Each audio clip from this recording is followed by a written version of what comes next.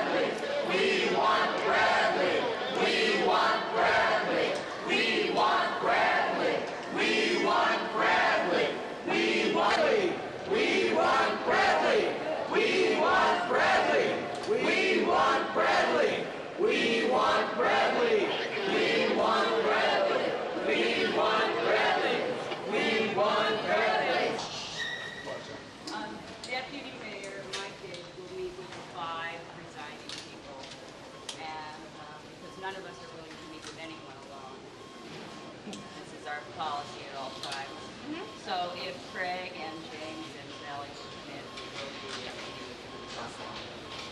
We'll be out very soon. All right. No. Over and see which one's available. Yeah.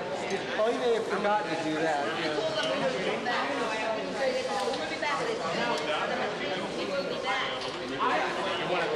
Plenty of room in the admin.